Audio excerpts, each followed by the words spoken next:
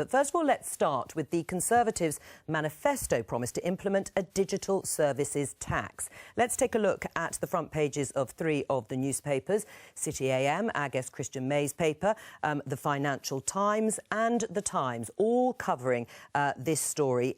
Tell us, first of all, Christian, what is a digital sales tax? Well, it's a very thorny issue. If an American digital giant, say Amazon, sells a British person a book and that transaction is booked through Luxembourg or Ireland, at which point in that chain is a tax on the profits applied.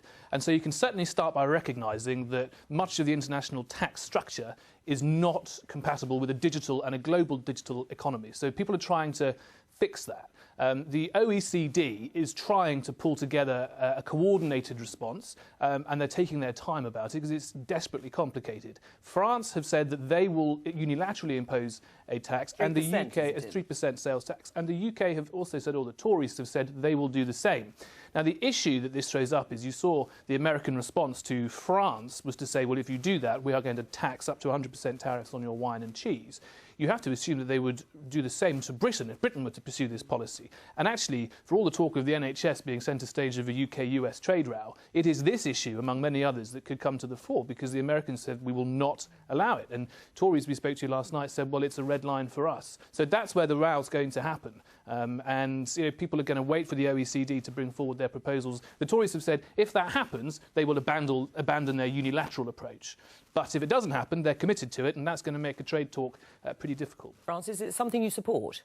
Absolutely. I think there's real popular pressure now on governments of all stripes that these tech titans should be paying their whack. And it's not just about tax, although that's important, and international cooperation to deliver that tax revenue for our schools and our hospitals.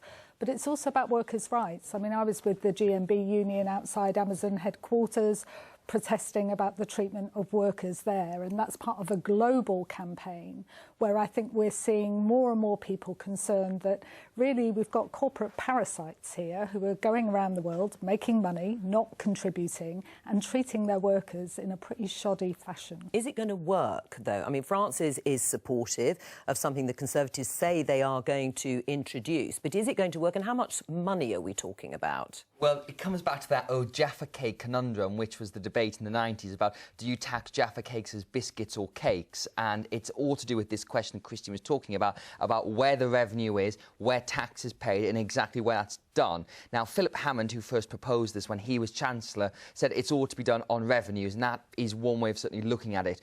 Based on the figures the government's working on, they're talking about raising £400 million a year or so by 2022. But there is this big danger if all the countries go off and unilaterally decide their own digital services tax, the UK, France, then you get a very uneven system across the world, and those big tech companies will move around and will simply put their profits through different tax centres. So I think having a coordinated response is important. It was meant to be on the agenda at the G7 meeting in August. Nothing was done again. And of course, the problem for this is Donald Trump, because most of these companies are American. He wants to protect American interests. We know his appetite is America first. But clearly, there is popular will for this. And if you think back during the election, one of the policies that really cut through with people was Labour's pledge to offer free broadband through a tax on big digital service companies. And lots of users will think, great, big tech companies, they're not paying their right taxes, let's do that thing. And obviously Boris Johnson is speaking to that, but I think there are real dangers ahead that if countries just go off and do it,